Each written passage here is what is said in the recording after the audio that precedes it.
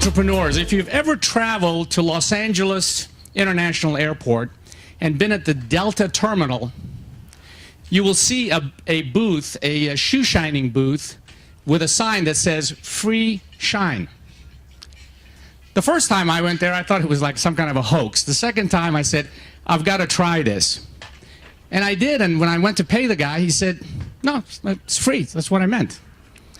I said, "How can you run a business this way? I mean, you know, you must have a lot of cash somewhere else." He said, "Nope, I just let the customer reward me for what I do, and I make more than when I put a price up for a shoe shine." There's one word that describes entrepreneurs in my dictionary, and that's courage. And you're going to hear about courage tonight and at other TiE meetings as we explore what it takes to be an entrepreneur. In a word, there's some slides up here I want you to follow with me. In a word, TiE is all about mentorship and with the spirit of entrepreneurs. We are a worldwide organization that was founded in Silicon Valley with chapters across the world. The Atlanta chapter is recognized as one of the top 5 chapters in terms of its success factors around the globe. We have a holistic approach when it comes to the entrepreneurial realm. Everything from a young person starting in high school with an idea all the way to when that individual has an exit or some type of ability to return something back to society. That's what we call social entrepreneurship. And we mentor entrepreneurs all the way through that life cycle. In this chapter, we are working with, this was planned, by the way, you see that? In this chapter, we have roughly 40 companies that we mentor, and we work with them with the objective of building wealth, personal wealth, that we aim to quantify by 2017 to create $100 million worth of personal wealth. There are 5 pillars that TiE Atlanta operates under. There's a lot more information about each of these pillars on our website. I would encourage you to go and take a look and find one that you're passionate about and one that you want to get involved with and pursue it with spirit. A little bit more about these 5 pillars. If you're looking at TiE, which is the young entrepreneurs, it involves a 9-month curriculum with 16 classes. Here, do me a favor, grab that. Good catch. And if you're interested in being a board advisor, then we have COBA, which is the Council of Board Advisors. So pick a pillar that is meaningful to you and get involved. We are fortunate to have a number of individuals who give of themselves selflessly as the leaders of TiE Atlanta. You see their names here. If you see them in the audience, speak to them and tell them what you think is the right direction that we should be taking with this organization. The Young Entrepreneurs Program is very exciting. Last year, this year in April, when we had our conference, we were the host for the international competition for the young entrepreneurs, where young people competed for awards and recognition. This program kicks off in a couple of weeks on September 23rd and runs through April of next year. If you know of individuals that would be good members of that team, please bring them to us. TiE-X is for companies that are just getting off the ground and are looking for some added value from a mentoring standpoint. And we have worked with companies in the ideation stage, and we will continue to do so. Katie from our team is responsible for that. The Council of Board Advisors matches up companies who are looking for seasoned individuals who are willing to give of their time with those individuals who are willing to be on a board for a 2-year term. So this is a very exciting program. We have a number of companies that are enrolled in the program. And if you're interested in that, speak to Ashish, and he will tell you more about it. TiE involves matching up companies that have a need for a business solution with entrepreneurs who have that solution. So it is the new way to develop business, matching up the supply chain over to the enterprises that need that. It is a fairly new initiative for us. We started with Kimberly-Clark, and we're planning to expand it with some of the companies that you see on that slide. Social business, again, involves giving back to the community, whether it's the community here in Atlanta, whether it's the community in India, or wherever the need might be. And last year we had a meeting on social business around that topic, and I have to tell you, that was one of the best meetings in terms of attendance, participation, and follow-through. So there's a lot more that can be done in this area. Underneath all of that, the foundation for our pillars are meetings like this one, the annual conference that we hold. We had this year's in April. The one-on-one mentoring that goes on before these meetings start.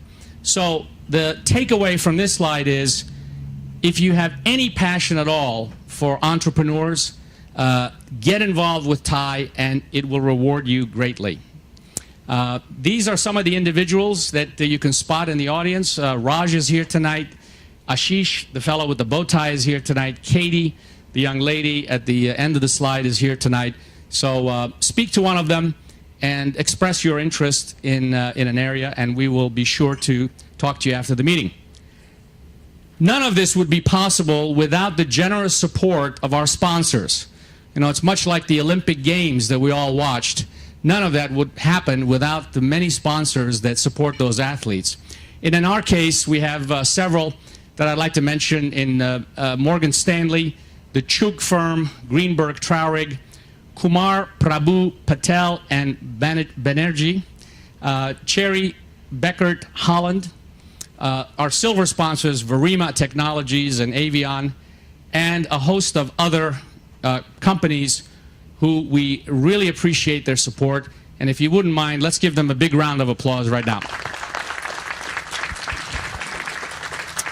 So thank you for that. The next meeting is going to be October 10th. Technology, technology, technology. We will have a very exciting panel discussion there, and we have some follow-up meetings after that. But I have attended those CIO meetings in the past years, and I would encourage you to not to miss that one. So, on to tonight's program. We're very fortunate tonight to have a distinguished panel. I'm going to take a moment to introduce our moderator for this evening, Barry Patel. With over 19 years of healthcare industry experience, Barry has always brought innovative solutions to the various challenges faced by healthcare organizations and their providers. With a vast understanding of the managed care, pharmaceutical, and outcome measurement industries, Barry has been able to build and support companies that provide unique, timely services that ultimately lead to improved patient outcomes and the efficient use of healthcare resources. In 1995, Barry left Merck to start TTM, a unique physician-focused quality improvement and education outreach company that services the healthcare industry's needs for the data-driven solutions that are needed. Under his leadership, TTM has been recognized as a leader in the healthcare industry, providing a unique way of improving quality through the abstraction and dissemination of vital health information. TTM has worked with all major pharmaceutical companies, over 130 managed care organizations, and over 50,000 physicians. Barry has a doctorate in pharmacy from Mercer University in Atlanta and is currently an adjunct professor in the Department of Pharmacy at Mercer. Please welcome Barry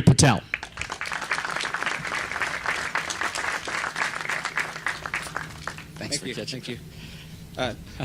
Mac, you're. Is this mine? Do you want me to use this one? Yeah, use this one. Use this one. Hello. Mac, your wife said to bring home milk. So here's your phone back. That's why she was calling so much. So anyway, thank you very much, Mac, for that introduction. We've got our distinguished panel members sitting up here, and did want to mention that it's a great presentation regarding TiE, and for those of you that are new to TiE, I encourage you to get more involved, and there are a lot of things that are there that is being offered, and I'm actually learning a lot about those things. I became a charter member last year, and Raj just mentioned to me that TiE has mentored 42 companies this past year, right? So year to date, this year.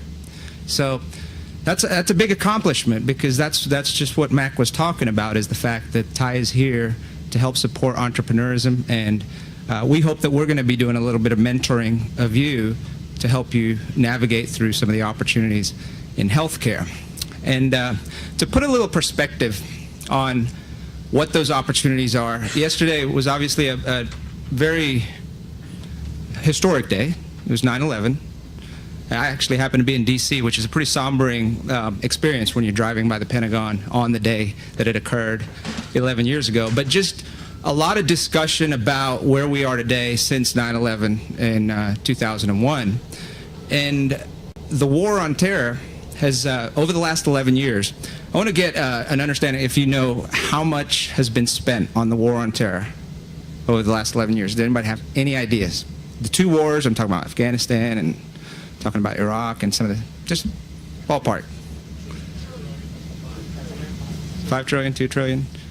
I heard 10 trillion too. I mean, it seems like it's a lot, but it's 800 billion just on the two wars.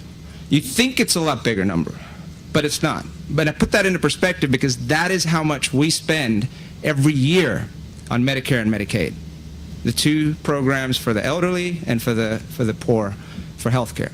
So it puts into perspective that this is a big number. When you $2.5 trillion a year spent on health care in this country every year, and so just less than half of that was spent on these two wars. And I just put that just put it into perspective because I was listening to some of the talk radio shows about where we are today, and I didn't realize that it was that small. I thought it was a bigger number. But with $2.5 trillion, there's got to be opportunities, right? There's got to be something out there. And even if you're in a little niche business, it could be a $100 billion business. I mean, the tiniest niche could be that. So there are a lot of opportunities, but it's tough to navigate sometimes and try to understand. And now you've got another thing to really navigate through, which is this Affordable Care Act, which was pretty historic also. After so many years of trying over the last century, I mean, from FDR to Truman to JFK, even Bill Clinton, it finally went through, and obviously not without any controversy or battles, but it's here, and it's here to stay. And what's happened is that it's really causing a huge transformation in our healthcare system. It's shifting a lot of the priorities and mostly the incentives for healthcare. In the past, physicians, hospitals, healthcare providers have really been incented on the more they do, the more they get paid. And what this particular bill is hoping to do is drive it to the more value you provide in healthcare, the better outcomes you provide in healthcare. That's going to ultimately lead to better outcomes. And so there's a lot of other things within the Affordable Care Act, and we're going to get a lot of good discussion going about that and how it impacts different industries. And so I want to just give my quick perspective, and then what we're going to do is go through, and our distinguished panel members here will introduce themselves, a little bit about themselves, as well as, and I want to tee up a question right off the bat, and then they can go on. But just my view on some of the changes that are going on in healthcare, like I said, as we move to more of a value-driven healthcare, efficiency is going to be key. And that's what everybody's looking for. So if you're looking for one of the biggest opportunities, how can you help save money in healthcare? Obviously, healthcare IT is one of those things, and there are so many other areas, even from working with providers and hospitals, and we're going to hear about telehealth and what that's doing, some of the wellness programs, even within some of the innovative industries like the medical device industry and the healthcare industry, pharmaceutical industry. There are little slithers of niche markets that can help an organization become a lot more efficient. And so I think that's really one of the biggest opportunities in healthcare, but it takes an understanding of healthcare. So real quick before we get to start, show of hands, who's in the healthcare business right now? Good, okay.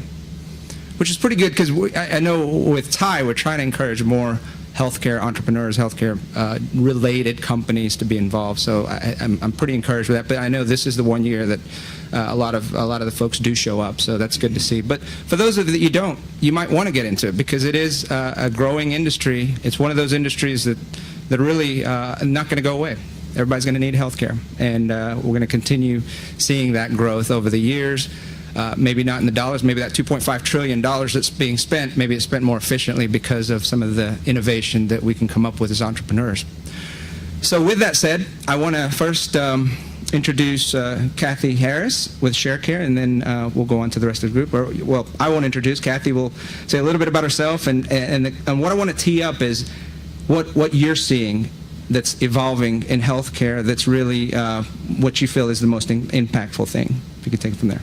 Okay, great. Thanks, Barry. Good evening. It's great to be here. I'm really glad that Raj and I had coffee a few weeks ago, and he said, I've got something I need you to do. And so here it is. So it's great to be here. I have been in Atlanta 12 years, and 11 of those 12 years I was in the venture capital business. And so last summer I had the chance to move over to the entrepreneurial side, and I'm like, okay, I get what all the fuss is about now. And also one of the first things, I hadn't been there a week, and said, man, these people really work hard. So I have a whole new appreciation for what it takes for you to build a company and run it after you build it. It's great. I was a technology and healthcare investor for a very long time, former lives, mezzanine debt and investment banking. And I did have the chance to join forces with Jeff Arnold, who is the founder of our company and is also the founder of WebMD. And so back when he was 26 years old in 1996, I backed him in two predecessor companies to ShareCare, to WebMD, and just sort of held on for the ride and had a great return on that investment. And so it took me a long time to do it, but when I finally had the chance to get on the right side of the table with him, I did that. And so he and Dr. Mehmet Oz, Oprah Winfrey through Harpo, Sony, and Discovery founded our company almost 2 years ago. So great lineup. I mean, how many times do you sort of get to come out of the ground with that kind of group and that kind of recognition? And basically, Jeff and Dr. Oz decided that there needed to be some sort of vehicle that married digital media with IT and healthcare. That is, how do we lower cost and how do we get people healthier? And so they did that through founding ShareCare, as I said. And basically what we're trying to do is take consumers from being informed about their condition or their disease. So we have a Q&A platform. You come on and say, what are the symptoms of diabetes? Have I had a heart attack? Any variety of questions. We have 100 different taxonomies. And we have experts that answer that question, a number of different experts based on about 22 hospital partners that we have and over 100 trusted partners, American Red Cross, American Cancer Society, American Diabetes. I mean, you name all the A's, and we have gotten them on our site as experts, which is great. So anyway, we want you to go from being informed to being inspired to get healthier. And so our goal is to have everything on our platform, programs, apps, resources, educational material that help you get healthier. So, you know, Jeff's beginnings with WebMD, Q&A, you'll see that on their side and our side. And they are undeniably, you know, the leader in the Q&A business. But Jeff and Dr. Oz's whole purpose was there's got to be more. Somehow we've got to get people healthier, and so that's what we have set about to building. I'm SVP Corporate Development, which basically means I'm running our M&A effort. We made 4 acquisitions this year, so my friend said I was in the witness protection program. Sort of came out from under my desk about a month ago, but we have bought a combination of content and users. And again, where we think that healthcare is going is being able to not separate those two, but make the bond between a provider and a patient even stronger. And again, give both of them the tools that they need to have a more efficient encounter when you go to see the doctor. And I'll tell you a little bit more later about some of the acquisitions that we made. But last month we had about 100 million page views and about 20 million visitors, so we're excited about where we are and this consumerism focus that we see healthcare moving toward. Great. Kathy, thanks. And we look forward to hearing more about the wellness part of it, but also the venture capital. I think that part is going to be really important to our audience, too, so we'll draw some questions. Okay. Next, Nirav Desai is actually founder and president and CEO of Hands-On Telehealth and is a telehealth expert and is also a poker expert, too, and he takes my money every time we play, so just be careful around him. But anyway, Nirav, please introduce yourself. Sure. First of all, before I get started with about myself, how many of you have heard of telehealth or telemedicine? Can you? All right, so roughly half of you. So I think it might be worthwhile to give you just a quick overview of what telehealth might be about. In a broad statement, it's healthcare services provided over a distance. So, and it's usually using telecommunications technology. So it may be with video conferencing, with remote monitoring devices, or even with mobile apps. So it's kind of a broad definition, and it plays very significantly into healthcare, and I'll talk about that in a little bit. My background is about 22 years in telecommunications and healthcare technology, so telehealth, I guess, kind of makes sense. And I've been in different Fortune 500 companies doing marketing, strategy, business development, and also in startups. So, this was a real passion for me, telehealth, when I joined a company that was based in Georgia that was focused on telehealth. And then I branched out on my own and started doing hands-on telehealth, which is really helping push telehealth forward in two ways. One, we're a consultancy which helps providers, payers, and telehealth companies to advance their programs and products and services. The other portion is we are a media channel. So we have an ebook called The 10 Secrets of Telehealth Success. We have a blog/newsletter. And we also have a video interview show on the web where we interview different telehealth leaders and pioneers and CEOs of industry, companies in the industry. So, some of my guests have been Dr. Bernard Harris Jr., who was a space medicine pioneer and the first African-American to walk in space. Dr. Jay Sanders, who's known as the father of telemedicine, Randy Roberson, who is a disaster telemedicine expert. So he's been at Katrina, Japan, the tsunami in Southeast Asia, and everywhere else. So he's a really interesting expert. What I try to do with all of that is really help people get access to the expertise and insights to help advance telehealth, because it is so important to the way you can help reduce the inefficiencies that are in the healthcare system today. In a broad statement, the main issues that I see in healthcare are that a perfect storm is brewing, and that perfect storm is you've got 65 million baby boomers who are retiring, right? So there is going to be, and they're living longer, so there's an increasing demand for for healthcare from them.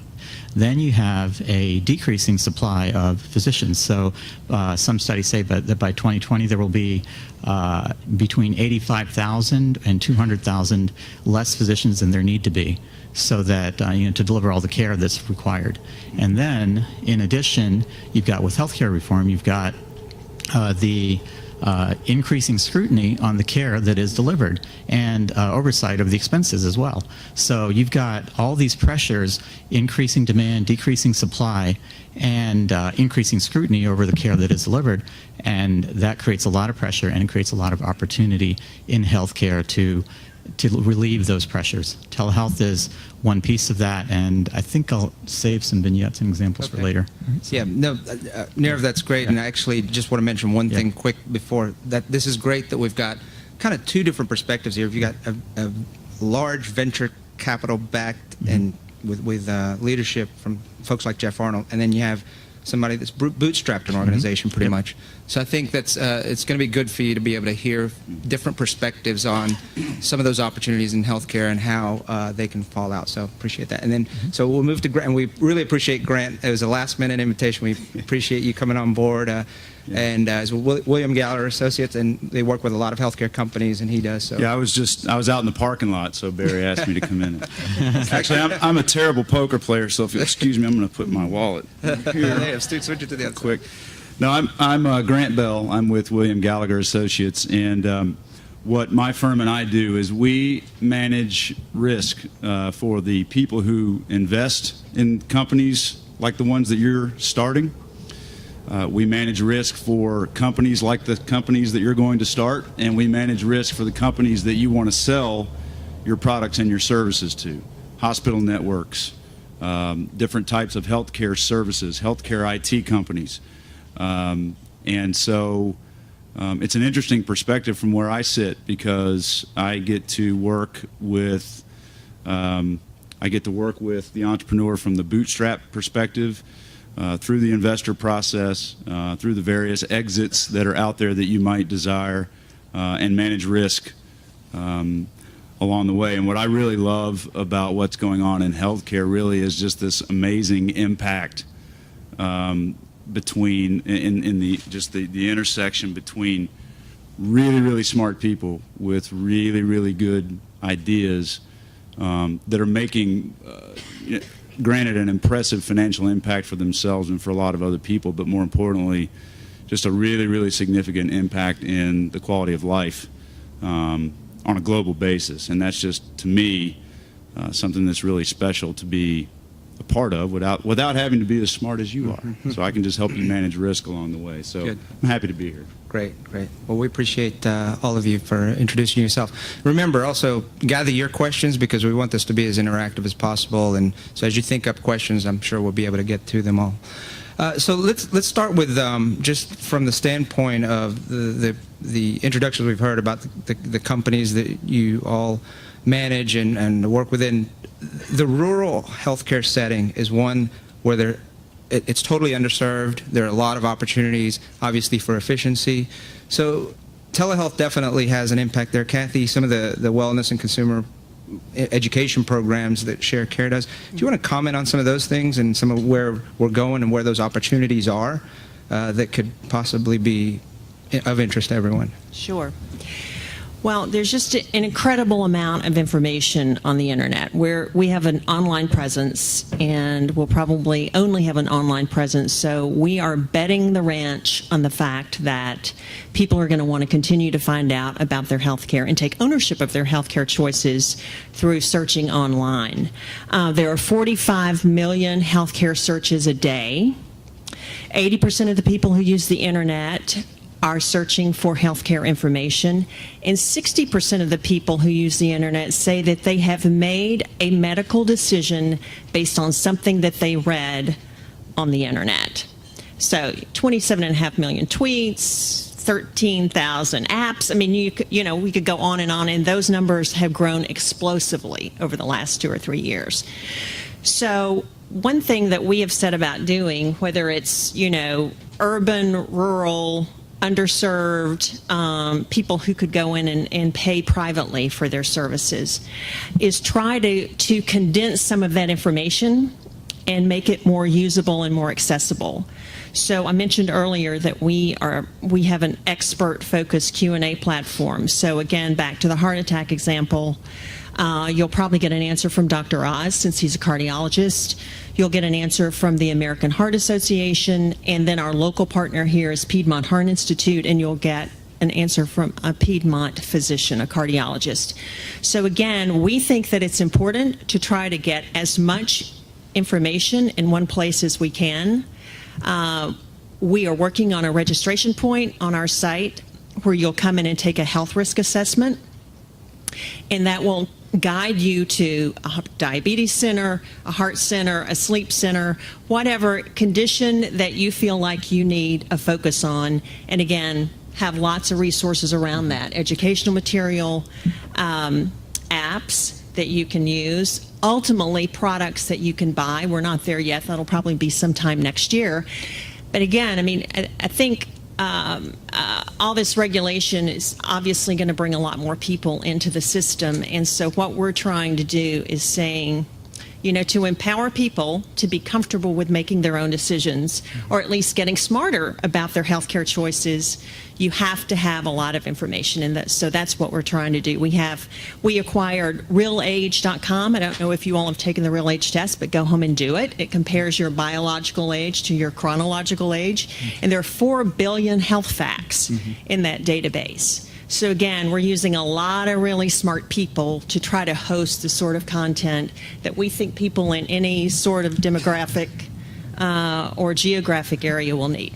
Let me just jump in with one follow-up question there that might be on the minds of a lot of people out there. Is with websites and more consumer-driven information sites, what are the best revenue models there? And something that ShareCare is obviously, is it primarily advertising, or are there other revenue sources? Well, plenty of consumer-focused healthcare sites have an advertising model. You can go on a few of our competitors' sites, and there are just ads popping up everywhere. And so when Jeff and Dr. Oz started this company, they said, we really don't want to start the company with that sort of model. And so it was started with a number of groups that we call knowledge partners. And so in skincare, that's Dove. In oral care, that's Colgate, fibromyalgia, Pfizer, drugs, Walgreens. And so they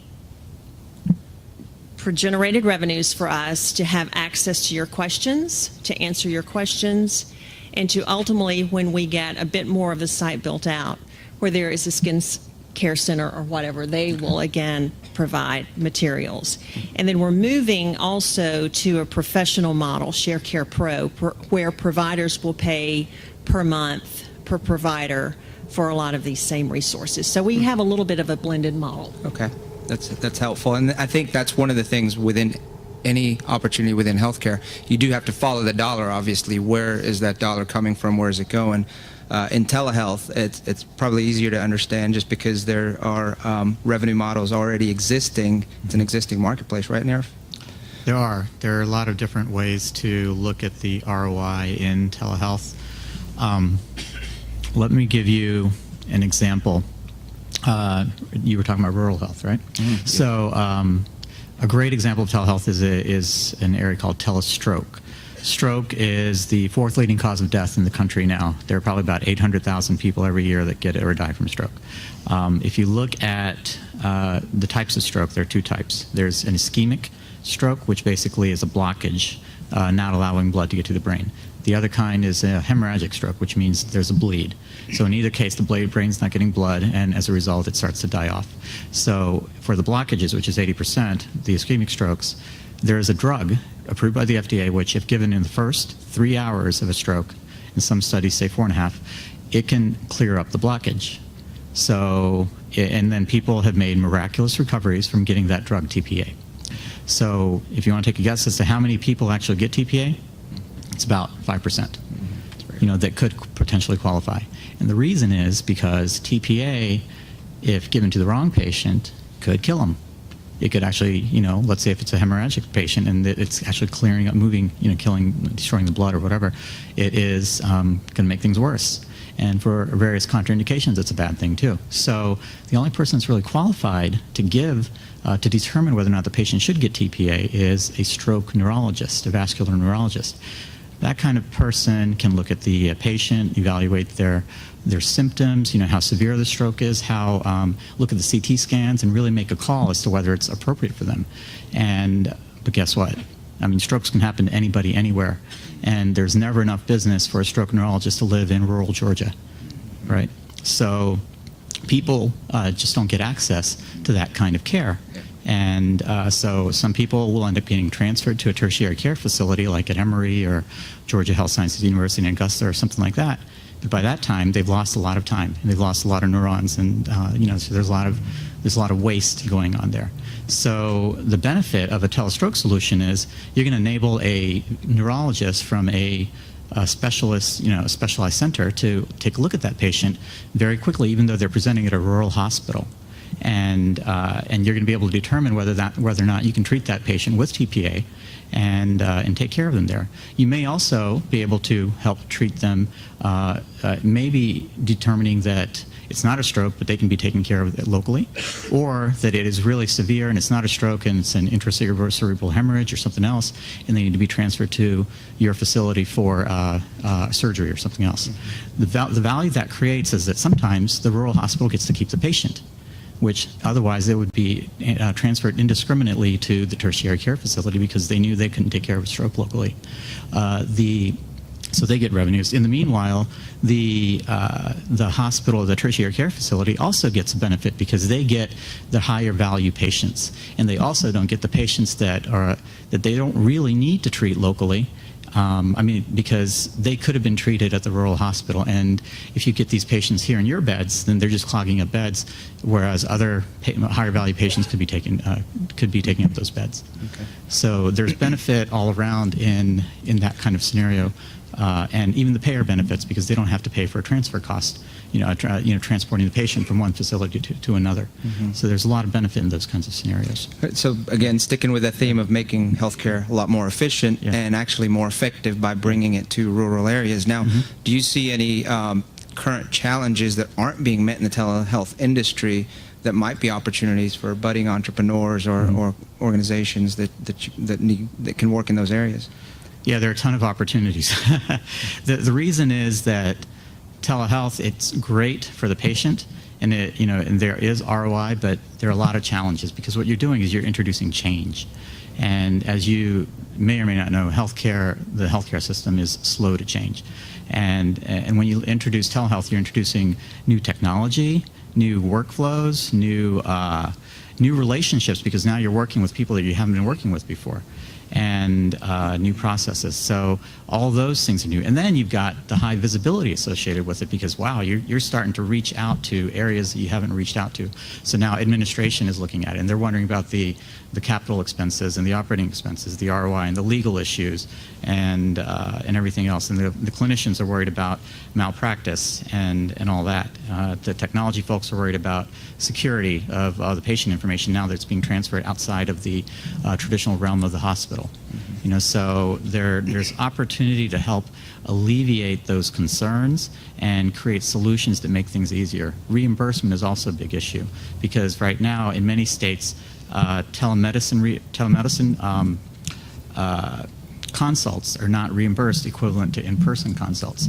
So if you're going to try to convince a physician to say, hey, stop seeing those patients that you see that are generating revenue for you, and instead do this telemedicine consult because it's really great for the patient and you're serving, a broader community and making things better for people, but you're not going to get paid as well for it. It's a tough call for the physicians. They're very busy, so you have to be able to convince them, and there's opportunity there to help eliminate this whole fee-for-service model, which is what drives the physicians to do what they do in that context. Incentives. All right? Yes. Yeah. Okay. Sure. Now, Grant, you work with many healthcare entrepreneurs that are either smart or they're like me who hire smart people. But what is the key ingredient that you see in some of these healthcare entrepreneurs and some of the areas that you feel is? Do they even have to be in healthcare? Or a lot of these guys? I think within healthcare, the topic of risk is in and of itself an opportunity because I'm listening to Nirav talk about the increased rate of change in this industry, and what is increasing in parallel with that is the aversion to risk. And keeping with kind of the rural environment theme, what makes it even harder for them to adapt quickly and keep up with less rural environments is the ability to adapt to an increased risk profile as well. So even with great technologies out there, if they are not speaking to and providing a solution in parallel to their general solution that has to do with security and privacy of things like data and health records and medical records, they then become late to also adapt some of the great ideas that are being pushed out to the rural environment because it's just too big of a risk for them to take. So there's within those risks that increase in parallel with the change, there are other opportunities as well, and a lot of companies we see evolving in kind of the risk management space that are technology driven and kind of fit into that healthcare IT bucket, if you will. Okay. Well, So, good. Since you brought up that healthcare IT bucket, Yeah. significant investments are continue to be made over the Yeah. last couple of years, especially with the Affordable Care Act, and actually the stimulus package had a lot of funding in there. What are you seeing out there that are still ripe opportunities? I mean, obviously you've got electronic medical records, and Yeah. a lot of even mom and pop companies as Yeah. well. Some of the bigger companies have gotten in that business to manage medical records. There's obviously the catching on with some physicians has not been as great as what we would hope. But Right. so talk about some of the health IT. Yeah, I mean, EMR and EHR seems so heavily saturated already, and yet you continue to see kind of a better mousetrap come around every now and then, and significant money being invested in that. But really, some of the more recent deals that I've seen that have a lot of traction and a lot of attention are in just creating efficiencies throughout the revenue stream, from the time of the initial treatment to patient billing and collection along the way, and a lot of the back office functions that make that machine work. If you can convince physicians to let go of that and let business people run it, there are a lot of opportunities budding from that area. Right. Yeah. And some of the other areas are obviously in the data analytics area, which we play in those areas to be able to demonstrate better outcomes and quality-based information that can get to the providers. But when you're talking to a patient now, see, we deal primarily with the providers themselves and get them information so that way they can make more informed decisions for their patients. Excuse me. But when you're trying to, you brought up something earlier that you want to turn information into inspiration. Is that what you said? So how does that work? And because accountability, healthcare can improve tremendously if patients just took more accountability to their own care, whether it's lifestyle changes, staying on their medications, and just being aware. So how can that turn into inspiration? And what are some other opportunities possibly beyond what you guys do? Well, I definitely think that it's some consumers, and probably the ones that are online searching, just have a natural propensity to want to be healthier, right? They want to eat right, they want to exercise, they want to do whatever. We are seeing people that maybe need a little bit of nudging, getting nudged by their employer. So we didn't really set about to get into the workplace or the employer market, but we are falling into it because we have a really great, in particular, weight management program. And as more and more payers begin to differentiate their benefits, no, not benefits, what companies have to pay to insure their employees. Anyway. Yeah. Premiums. The cost, the premiums. Thank you. Premiums, brain dead. So as payers begin to differentiate the premiums based on how healthy the employee base is, employers are really going to get religion about trying to make sure that employees get healthier. So I think that's going to be a whole movement that's been brewing. I mean, there have been plenty of people doing that. There have been disease management companies focused on how do you get your employee base healthier, but I think that's really going to take off just in terms of a wellness perspective too. And then I think that again, as all these regulations kind of come to pass, you can't pick up a newspaper today. You really can't turn on the TV without hearing something about healthcare, Obamacare, and it's going to be huge until this election, right? So I think it's just going to be kind of more top of mind with consumers than we've ever seen before. And again, we're thinking that that's going to be the case, and we're hoping to take advantage of that. But I think definitely the consumer focus, a patient-centered medical system is what we're going to continue to move toward. And I think there's still a lot of opportunity around that. That's right. The patient-centered medical home is actually one of the biggest movements within provider offices. Grant, do you have anything? Yeah, to I add just on? wanted to comment on what Kathy was saying about, and particularly what ShareCare does. As an employee of my firm now for almost 12 years, I am pleasantly shocked at the money that my employer is spending on wellness committees and the amount of time that they're asking a large number of our 275 employees to spend away from their day-to-day work on our wellness committees internally to help us with the increasing premiums and really to just help people live better and be healthier. That is a significant investment on part of employers. Right. The numbers are much larger than you would think. Yeah. Really are. Well, one portion of, and we'll talk a little bit about the Affordable Care Act and healthcare reform. One portion of that is actually related to creating healthcare exchanges. I'm sure you've heard of that, which is really creating a retail market for healthcare where consumers would actually be more informed about pricing for surgery and other options, but also buying their own health insurance through health insurance exchanges, which right now, if you're part of an employer-based health plan, you're given whatever's given to you, whether it's Aetna or Blue Cross. You choose between 2 or 3 of them and some fixed plans, whereas now you can hopefully in the future be able to customize. To do that, you're going to need the right information to make the right decisions. What fits best for you? It's actually predicted in about 5 years that 80 to 120 million is a big range, but that's how many people will be getting their health care through these exchanges. And so I just see that as a huge opportunity area because there's got to be an education vehicle, and I know ShareCare is probably looking at that. But that's what's going to happen. It's a consumerization of healthcare. In the past, employers like us, or currently, we provide healthcare to our employees, just as Grant mentioned. But you're going to see that kind of change around too now that the healthcare information exchanges are changing because just like 30 years ago, most big companies had pensions, right?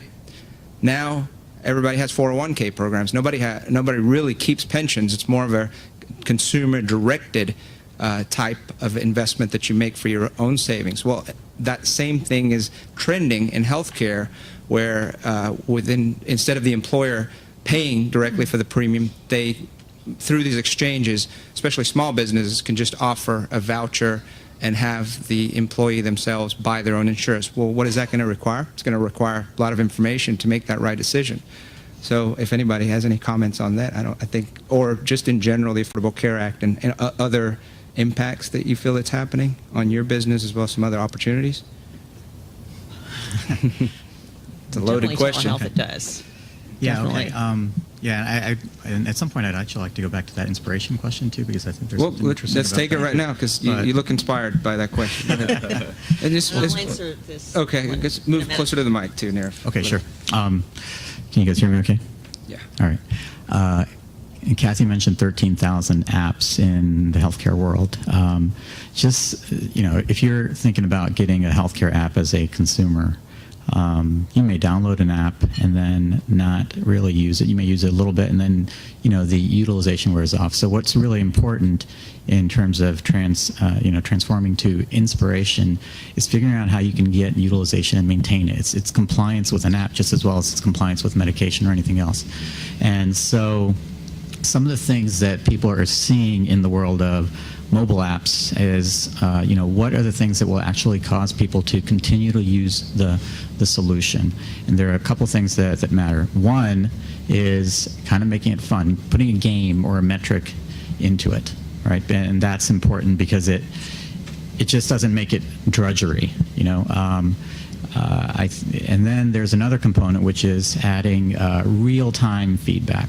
That's really important to people because, if you're telling somebody, a diabetic, that, something is going on and, maybe, a month later you say, okay, here's a trend, right, and this is what we see. It's not really necessarily going to help them out the same way as if they put some information in based on their physiological conditions and you immediately tell them, based on what we know, based on what you're telling us, you may be moving in this direction, which might not be good, or you're moving in this direction, which is good. And, maybe there are, and then add the social component, which is, you're a lot more like, 50 other patients, 50,000 other patients that have these conditions. And then here you may be able to contact them or get in a group with these folks. So, starting to add socialization, real-time feedback, and metrics overall to these apps is things that you can look into if you're looking at doing a mobile app. It's a perfect segue. Thank you. No, it is. We are working on gamifying our site now, because it has been proven time and time again that you're going to answer more questions on an assessment. You're going to comply more. Your outcomes are going to be better if there are badges, if there are rewards, if there's a leaderboard, lots of different things. And we're working on how we can sort of do points that you can redeem for something, or you go on the Dr. Oz show. I don't know. We'll figure it out. But anyway, you're exactly right in terms of the trend of gaming. But all this regulation, whether it's high tech or the Affordable Care Act, it's all trying to get to improving quality of care, increasing investment in IT, and redesigning the whole care process so populations that were once high risk can be dealt with efficiently. And so I think that is a combination of, again, not only engaging and trying to make sure that you continue to stay involved and focused on your care plan, whatever that is. I think it's also helping the provider have a really great encounter with you. And so one thing that we did, one acquisition that we've made is a clinical decision support system. And you might say, why does sort of a consumer-facing website need a clinical decision support system software database? And it's because everything is going to get clinically smarter too, evidence-based, peer-reviewed. And so part of this quality of care is, has this been vetted by the appropriate people? Has an outside authority said that this is the app that you should be using? That's the beef with the apps, right? Yeah. It's like they're not evidence-based for the most part. And so we think it's going to be a really important part of the conversation to say, yes, this has a clinical foundation, and again, you can take ownership, you can trust the questions that are answered on our site, or maybe others, because it has that clinical grounding. And I think that's going to be really important. And it's actually part of the meaningful use requirements in 2015 is to have that clinical grounding. So we're trying to get out a little bit ahead of the curve. Okay, good. I'm going to tee up one more question here for you guys, and I want to hear some questions from the audience. So after we get through this, hopefully we'll have some questions from you guys. I talked a little bit about, Grant, to you as far as what you see in a healthcare entrepreneur. You get to deal with those both that have bootstrapped their organizations and started it from nothing and built it, as well as those that are venture-backed.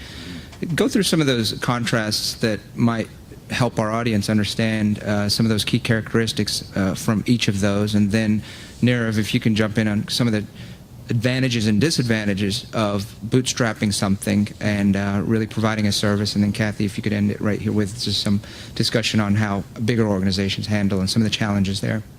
Sure, I would probably defer most of this answer to my esteemed colleagues here, but really from my narrow part of the world, it's more about when you start to address the risks that are inherent in your business. And you typically see the general high-level risks, such as whether or not what does your board of directors look like, who is sitting on that board, why are they there, and are you at a point yet that you need to think about managing risk around that group of people? Whereas the bootstrapped organization may operate for quite some time even without a board of directors.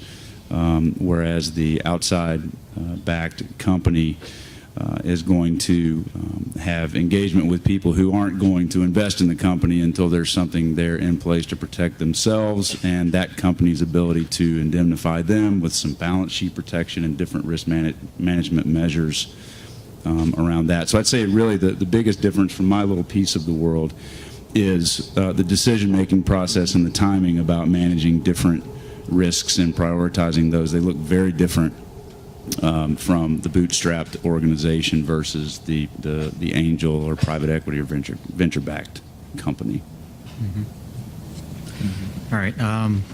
I think a lot of the things from standing, doing something on your own, bootstrapping, are related to, what your strengths and weaknesses are as an individual, and also those will end up playing into a bigger corporation if you're obviously going to be investing in a management team, right? A management team that knows what their strengths and weaknesses are, and is willing to supplement those weaknesses with outside support or oversight, I guess, right?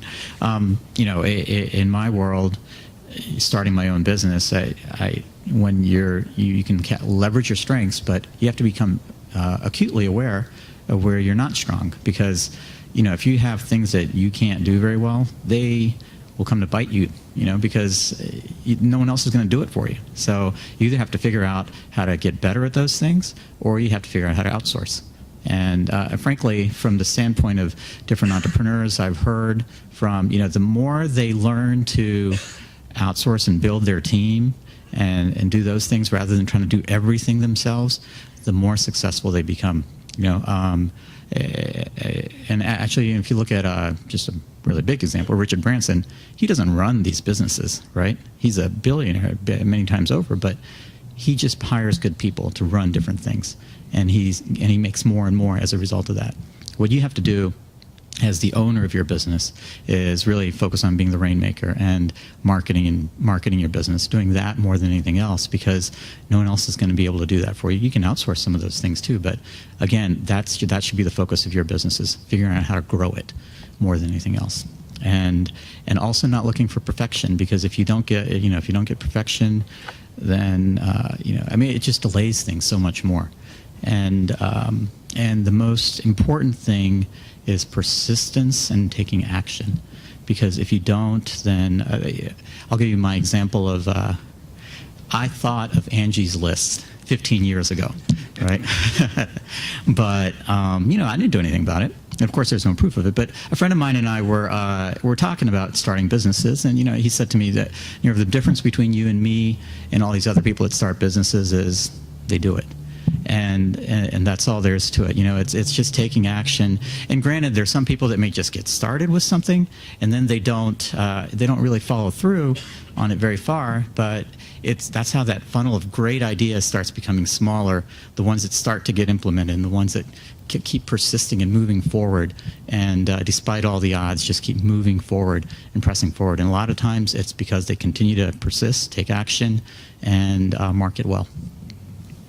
One thing that I'll add to that before you get started, Kathy, is because TTM is also, when we founded in 1995, is also bootstrapped. And I think one of the challenges of a smaller organization when you're starting without outside capital is hiring the right talent. But I really quickly, we've got 50 permanent employees, but we've got about 150 contractors that we work with across the country, clinicians.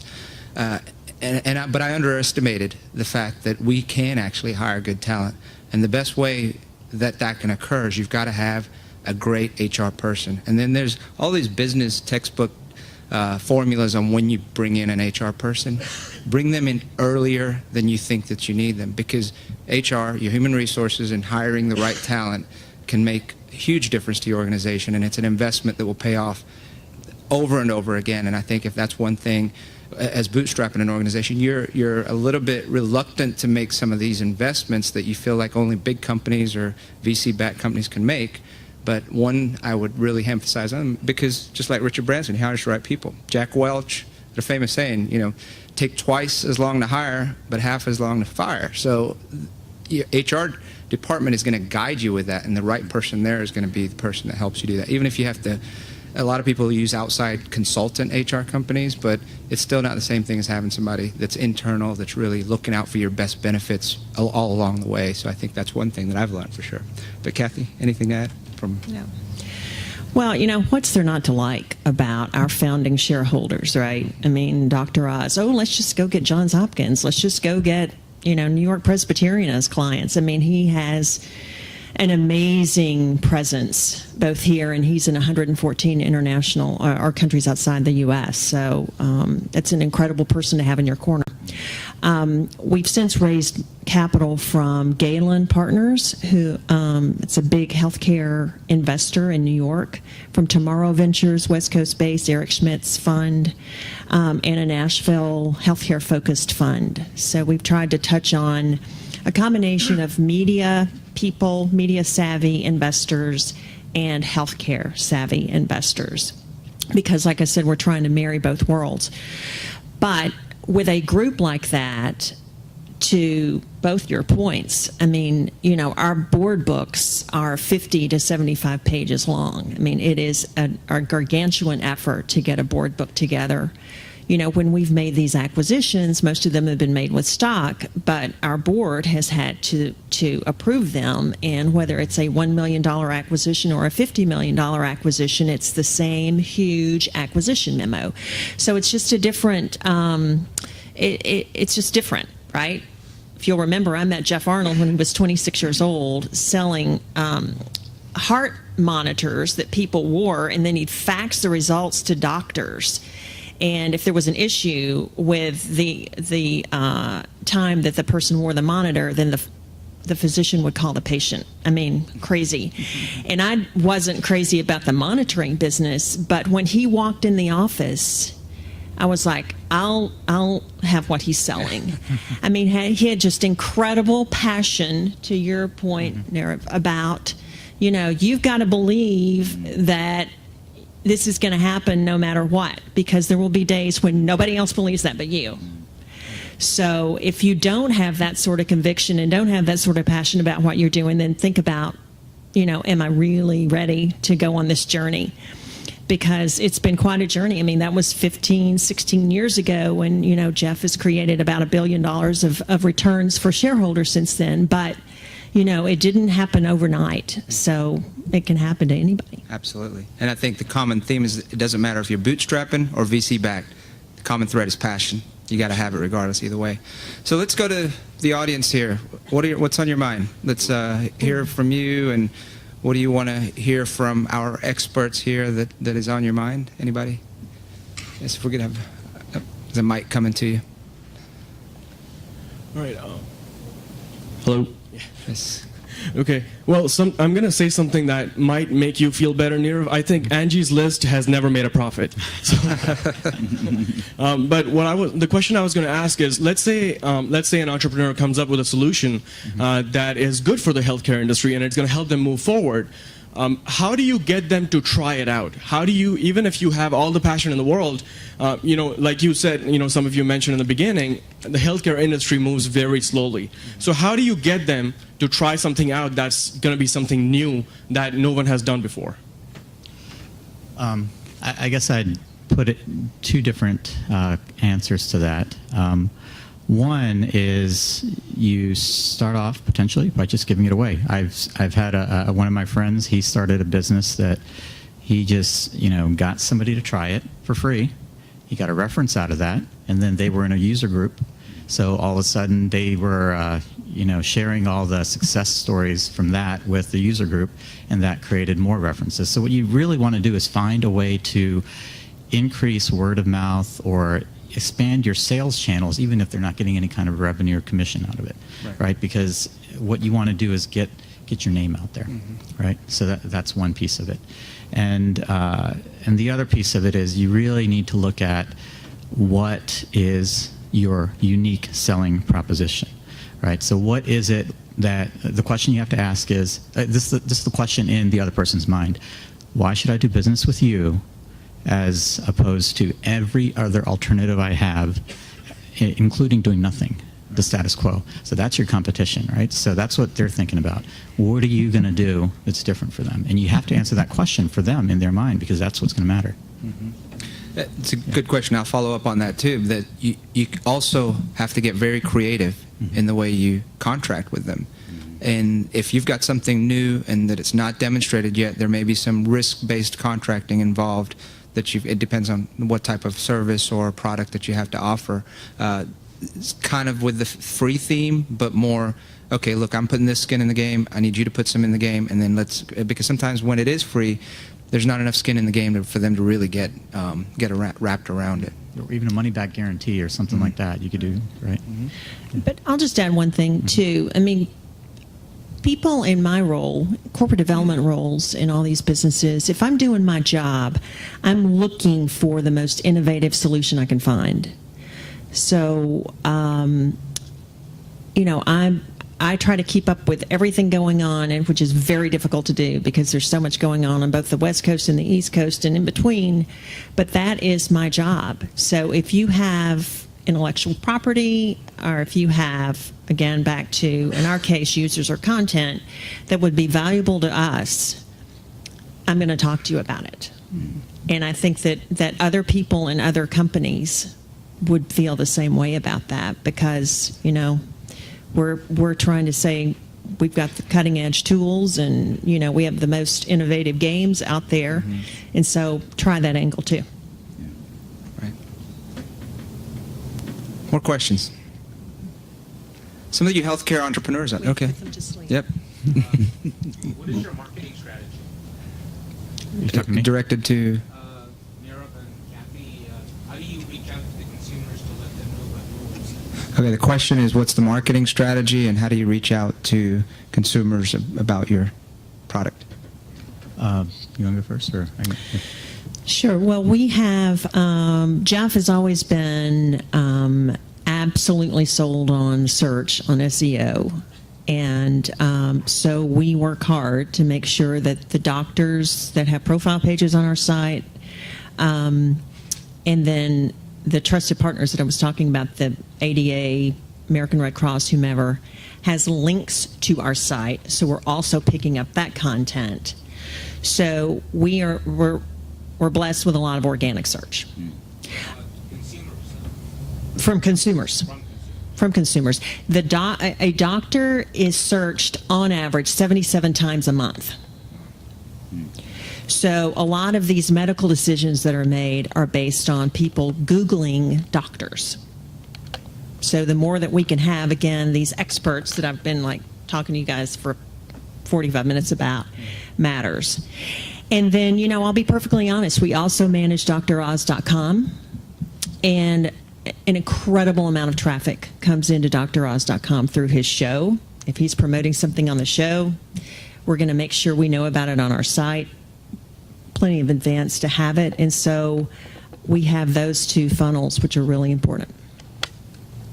I guess three areas. One is I leverage the network that I have within the telehealth industry, so I connect with those folks. I also connect with people through conferences, and well, that's just, again, the network, right? I also use, I guess, a magnetic marketing type of approach, where through the website, when people visit the website, I enable them to, you know, have a call to action, which allows me to continue communicating with them beyond the scope of that initial visit, right? So that way I can continue to talk to them about their concerns within the context of telehealth and offer different solutions.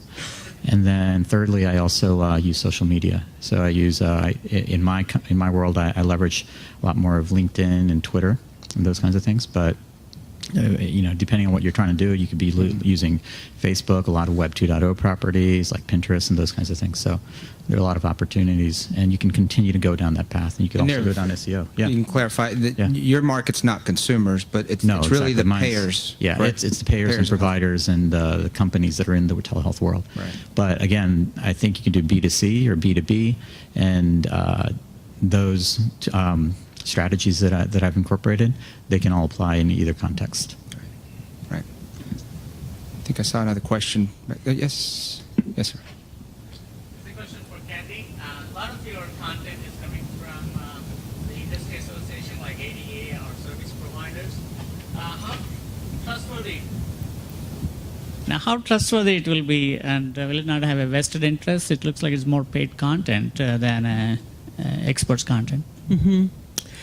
Well, we're not paying for the content from the associations.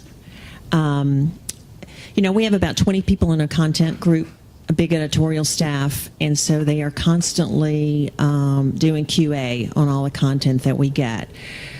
from the providers in the hospitals, you can pretty much know that if they have their name attached to it, it's credible, and it can be cited back to the source. Same with ADA, with any of the, like I said, the associations. And then early on, we took books of the providers that were on our site or experts that were on our site. Dr. Michael Roizen from the Cleveland Clinic has been very involved in our site, and made those books into Q&A. So again, able to cite back to the original source of the document. And so everything is really, scrubbed from a quality assurance perspective. Yeah, credibility of data is so important these days because there's so many fake sites out there, so much information. In fact, you brought up Dr. Oz show. He did a show a couple of weeks ago.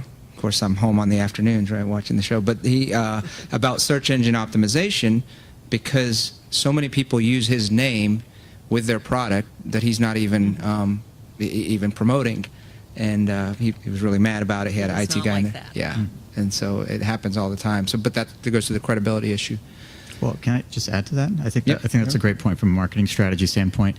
You can leverage other people's names to get that credibility. Now, if you don't have that, right, then what you need to do is develop that relationship and build that credibility. And another valuable strategy is the content marketing strategy, which is basically where you can do things like blogs and newsletters and videos and all kinds of things, which allow you to put out good content, showing the value of your solution, but also helping them move forward in their thinking about the general context of the solution, of the problem, right? So that helps them get in their mind that, you're actually developing a relationship with those people before before they ever get to the point where they actually want to purchase something. And then when they do think about it, they think, oh, well, this is someone that's, done A, B, and C for me, taking me to a higher level, in my understanding. I think they would be a good option for getting a solution to my problem. Mm-hmm.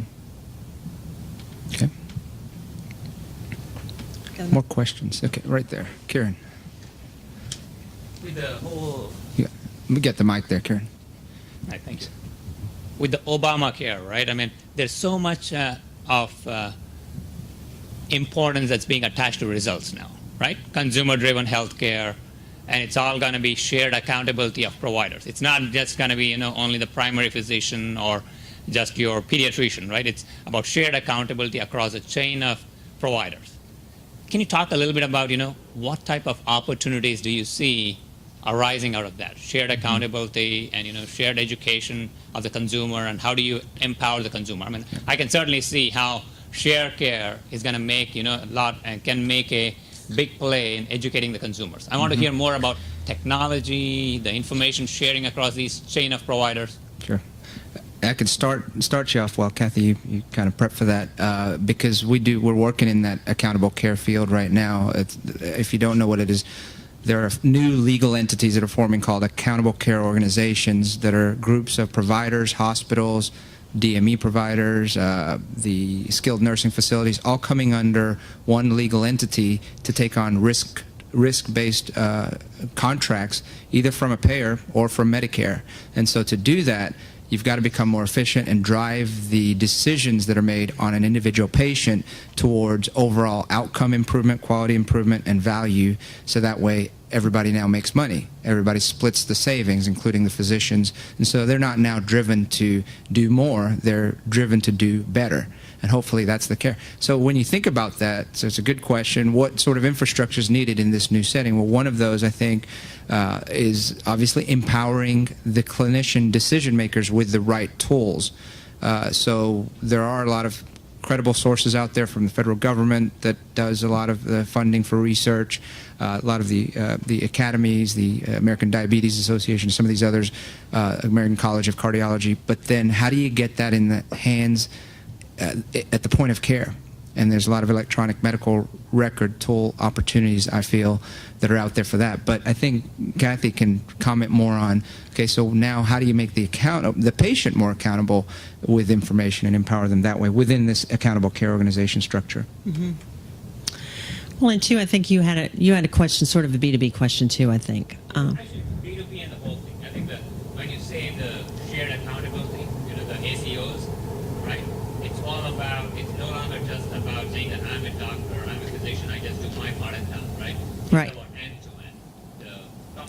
Yes. care provided. It's a care team, a care continuum. Exactly. Yeah, that's right. Because you have to be able, basically, the physician has to have the tools to be able to take on the risk, because it's risk-based care going forward, or pay for performance, or whatever you want to call it.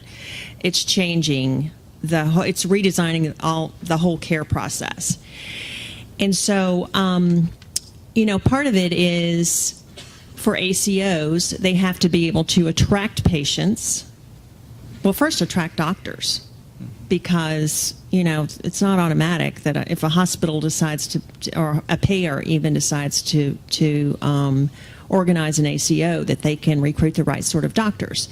So again, I think some of these tools that Barry was talking about, again, clinically grounded tools are very important, and you're going to have that. And basically everybody on the care team is going to have that as well. And an assessment and records that follow you wherever you go. And that's another thing about this consumerism movement is patients want their records where they are. Right now, I think the average person has 200 documents in 18 different locations. They want them in one location. And so that's what we're trying to build, a storage facility on the profile page for the patient that allows for that. And then there are lots of post-discharge focused firms right now that say, okay, we got you through the encounter. When you leave the office, when you leave the ACO clinic, what happens? And so there are people who, sort of tailor the care that you get based on your acuity level and your condition. And it could be something as simple as, do you have food in your refrigerator? And that could be for more underserved people now. So again, you're going to have a patient portal, and you have to have all this patient educational information, but it's going to have to go more than that for the doctors to really say, okay, this can be a population-based risk community. We're not there yet, but we're definitely trending that way. And then, privacy. HIPAA privacy, and so secure messaging. Again, part of all this, great communication with your doctor is when you send them a message, you want to know that it's secure, and you want to know that the answer back to you is secure on both ends. And so we are spending a lot of time on the privacy side of end-to-end communication, which will be a big piece of it too. Okay. I think we have time for one more question here. You give him a mic. It might be. Come.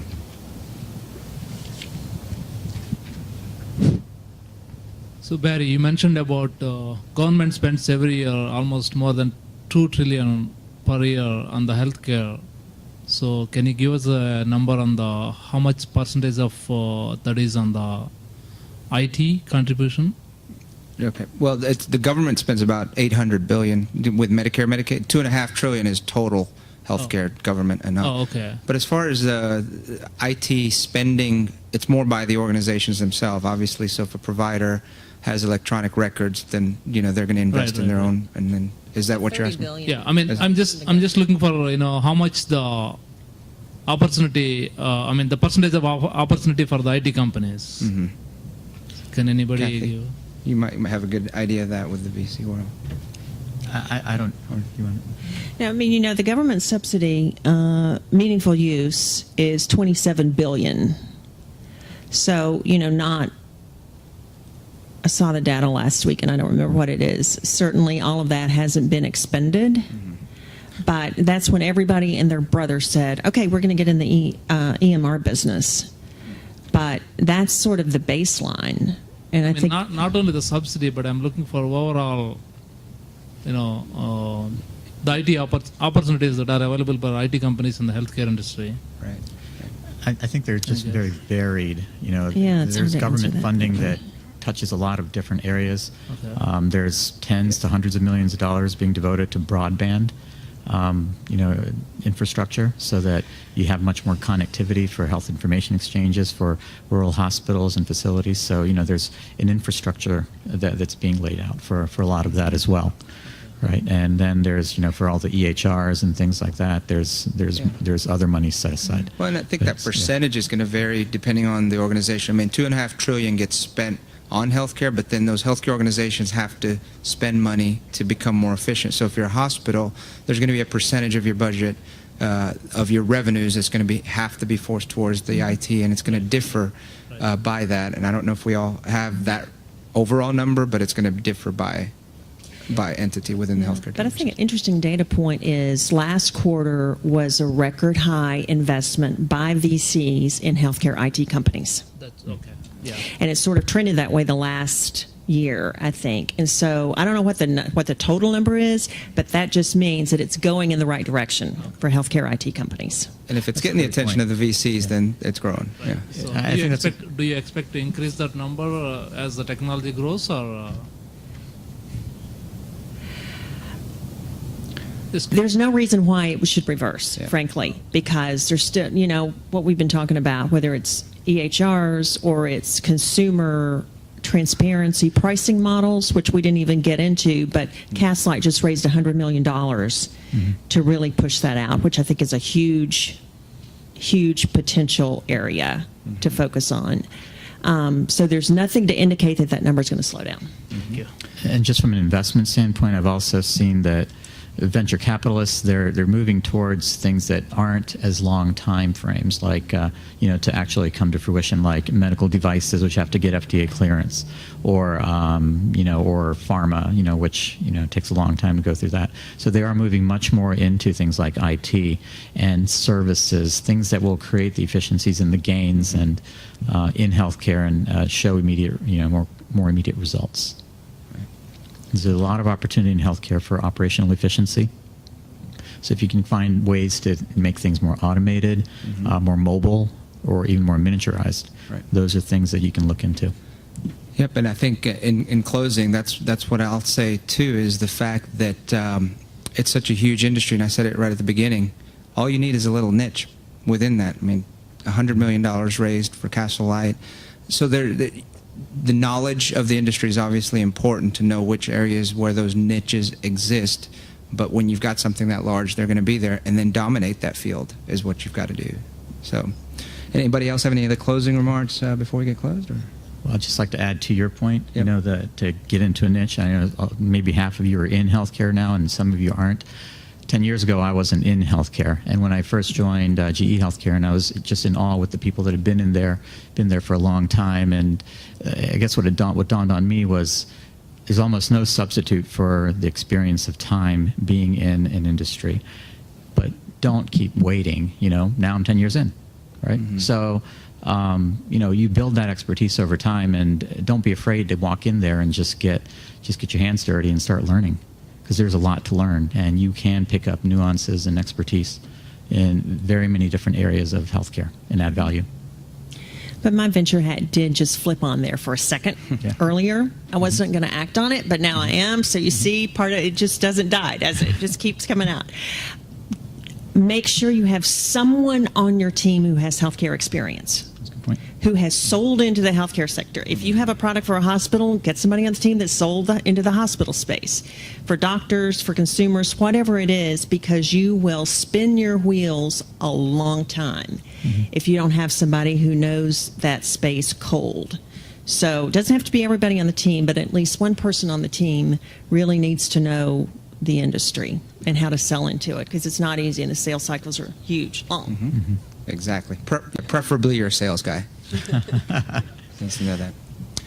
Anyway, well, let's give a warm round of applause to our panel here. We appreciate all their help, and thank you for the time. Now I'll hand it back over to Matt. And Barry, thank you very much for an outstanding job of moderating tonight. Let's hear it for Barry Patel. And most importantly, thanks to you for coming tonight, participating in this meeting, investing in yourselves in terms of knowledge and your brands and your companies. We will welcome you to our October meeting. Go ahead and register today online. And at this time, we are adjourned. Thanks again.